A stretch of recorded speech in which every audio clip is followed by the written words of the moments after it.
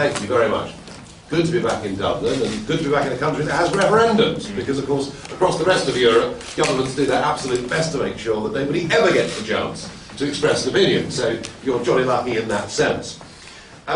One thing I want to deal with is, you'd have thought in the Lisbon referendums, you'd have thought that our little group in the European Parliament that poured millions of euros into the Irish campaign. In fact, the accusations of foreign interference were very loud and clear and strong. I want to deal with that straight away. I've just come in from the airport.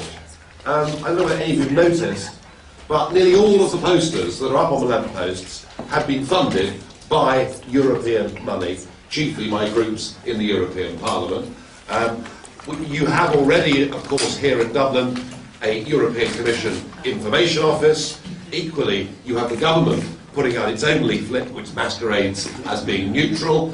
Indeed, you've had foreign interference in your politics since 1973, to the extent that most of your laws are now made somewhere else, and your own Supreme Court is, of course, in Luxembourg. So I really think this very modest little attempt by us to try and put some arguments out and to help the no side, but for us to be accused of interfering in Irish affairs is frankly ludicrous. What we have done, and it's rather a repeat, in the sense that it's the same operation that we've done before, is we have put together this leaflet, and we will be delivering that leaflet through every door in the country. And as I understand it, that's fairly well advanced at the moment. Certainly my email inbox at the European Parliament is very, very full of some extremely complimentary messages, others perhaps not so much, but that should be and ought to be the nature of democracy. So we've done this before, that is our contribution, and I hope that it does help, for at least let it be a proper argument. Our chief argument is that this treaty represents an unacceptable loss of sovereignty, to the extent where it begins to matter very little what government you have, certainly in terms of the ability to set a budget, because you will have to change your constitution in line with the new German plans. So we would argue that that's wrong. We would argue that Ireland has actually had a pretty rotten deal out of all of this. You're loaded up with bank debt, where other countries have had much of that debt written off. Whenever the European Union asks the Irish politicians to jump, they say, how high? You've been the good boys, but perhaps another way of putting it is, you've been the yes men. And I would also normally argue, in a referendum like this, why should anybody in Ireland believe their own political class? After all, they said that enlargement to the east would not mean big migratory flows into Ireland. They were wrong. In Lisbon too, we were told that if you voted for this treaty, it will be good for jobs, and my understanding is that 120,000 jobs have been lost since that second referendum. So, I would normally argue that. But what I would like to point out is that, of course, this is not the only treaty, and I don't think that debate really is being had in Ireland. There is another treaty following hard on the heels of this, and some suggest it's the evil twin to the Fiscal Union, which of course is the ESM treaty. Now, many are saying that it's very important that, of course, you must go out and you must vote yes to this treaty, because in the future, if Ireland needs more bailout money, it's very, very important that we're on side. Well, it's very important, I think, to point this out, that with the ESM treaty, this second treaty, which the government doesn't propose to give you a referendum on, far from this being some sort of cash cow for Ireland, actually you are going to be liable for up to 11 billion euros. And indeed the first payment will be demanded in July of 250 million euros. So far from this being really very good for you, it could be rather bad for you. And I would be tempted to ask, where on earth would this bailout money come from anyway? Ireland is a very small country. We are probably on the verge of a bailout being needed for a country that is 7 times the size of your economy. I'm talking about Spain, although there are some sort of bets going on as to whether Spain or Italy, indeed, which has the 3rd largest level of debt of any country in the world, will be the next to be bailed out. So to argue that you should support this treaty because in time it will mean Ireland will be bailed out again, I don't think is a very powerful argument. So normally with a referendum, you know, it is about the issue. There's a yes side and a no side, and we are more than prepared to engage in that. But I do think, actually, there is now a very much bigger issue than the specific arguments for or against this treaty. The Eurozone is in deep crisis. In fact, I would think we're probably on the verge of some sort of disaster. It could happen this weekend. Maybe it'll take a few more months. But no one can deny that the situation is absolutely, desperately serious. All of which, of course, makes the Irish government's argument of vote yes for the Stability Treaty somewhat laughable. Because whatever else the Eurozone is, it certainly isn't stable.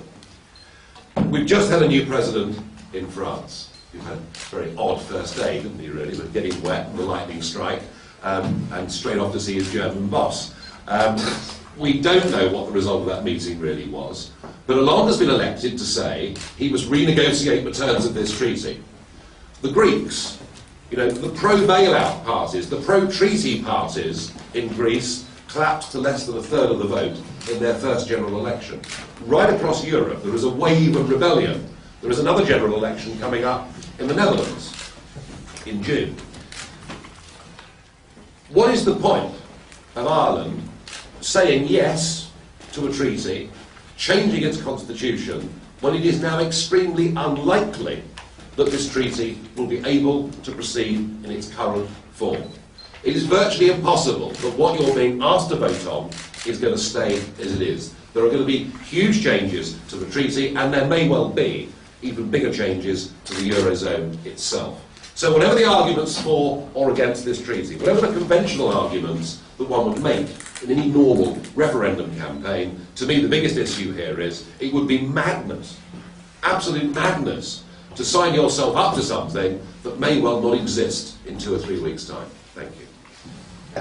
Well, the answer to question number one, I must say, the day after Ireland voted no to the Lisbon Treaty was the most instructive day of my life in the European Parliament. One MEP wore a leprechaun hat, so, you know, don't say we all dressed up as leprechauns, it's nonsense. One did. It was the most instructive day because it was the day that I learned that whatever I'd thought about the European project up until that point in time had been a gross underestimate in terms of just what very unpleasant, bad people we've got now running this continent. Because the message was clear. Ireland had voted no, but the message was clear. We will not bow to populism. That was the cry of the Parliament. It is unacceptable that people through the ballot box can stop this great historic project.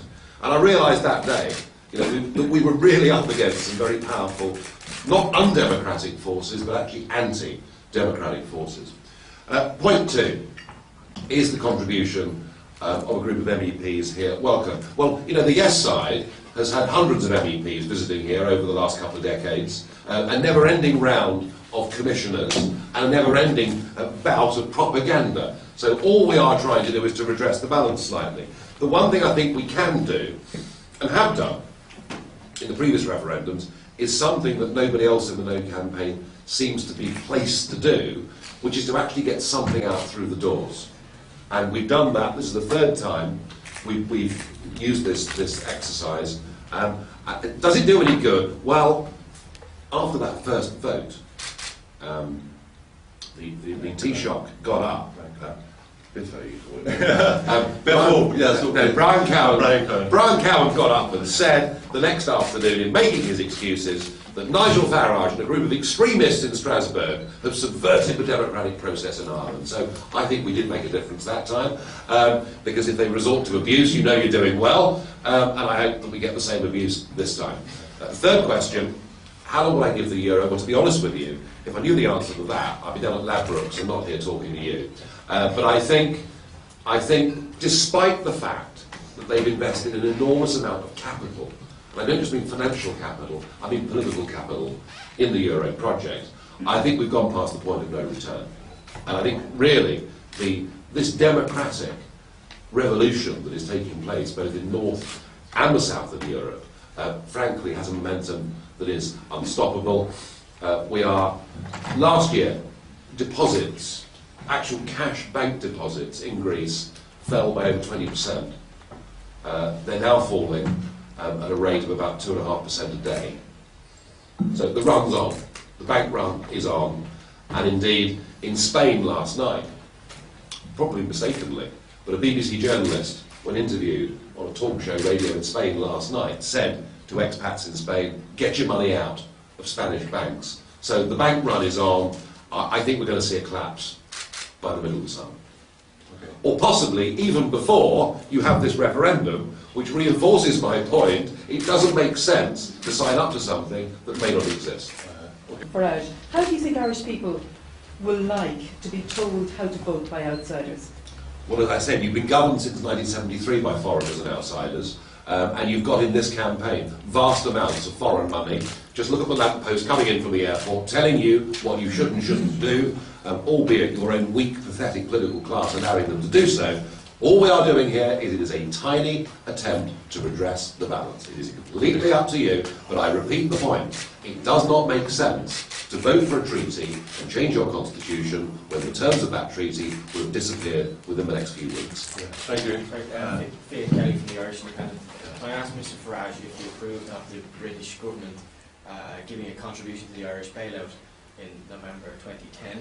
And secondly, you say your funds come from central EFD funds. Where do those central funds come to? Are your parliamentary allowances? Various MEPs get parliamentary allowances, like Labour MEPs are contributing to the Labour Party campaign. Are you contributing to this EFD campaign through your parliamentary allowances in Europe? This comes from the information budget. The 400 budget is the actual designated line in the European Parliament. You can look it up on the European Parliament website, and it is designed to put out information. Now, I think when all of these rules were drawn up, there was an assumption that anybody that went to the European Parliament would put out information that was casting all the doings of the European Union in a positive light. They perhaps hadn't expected a group like the EFD group to exist, but we know we're perfectly within the rules of doing what we've done, and we've had everything legally checked. Yeah, I'd just like to add on to that, that over half the money for the leaflets comes from the budget of the Central Secretariat of the EFD group as a whole. It's all central. How much money is being spent? Sorry, the question. A piddling amount compared to the other side. Did you support the British exchange contribution? No, I don't support pouring good money after bad. Thus far, the British government has risked £1,500 per British household on defending a currency that inevitably is going to collapse in ruins. Because the British public is so upset about it, we're now doing it through the back door by making further promises to the International Monetary Fund. And we're not saving the euro, and we're not actually helping the citizens in any of these countries where people have been bailed out. Because of this grave error of judgment, where the Commission of the Central Bank said we cannot allow any losses through the mess of the private banking sector. Effectively what the bailouts are for is to repay banks, predominantly French and German So you ones. disagree with David Cameron when he said he was helping out a friend in need? I don't think he was helping you in any way at all, and certainly, as we contributed to the Greek bailout as well, I mean, do you actually think keeping Greece in the euro is helping them? No, it's crucifying them. Yeah. And as far as ESM is concerned, this whole question of future bailouts, I mean, it is a very negative argument, isn't it? That, vote yes for this treaty, accept that you're going to get the ESM treaty as well, and vote yes because we might need bailing out again. It doesn't sound to me to be a very ringing endorsement of previous government decisions. The point I made was this, that far from it being some potential wonderful source of funds that will bail you out if once again that is needed, it may actually, because there are other countries far bigger than yours, way bigger than yours. Spain is about 7 times the size of Ireland, and Italy is about 12 times the size of Ireland. So far from this ESM being there to help you, you are actually signing up a commitment that you're a contributor to it. It may well cost you money. Indeed, your first payment, 250 million euros, is due this July. There's another one due in October. And you've no answer, though, to where the funds might come from if we do need a bailout. Listen. By the time Ireland needs a second bailout, if it does, there won't be any money. It will all have gone because you'll be bailing out much bigger economies that are in dire trouble, and you will find yourselves far more likely to be a contributor financially than you will be a beneficiary from it. Yeah.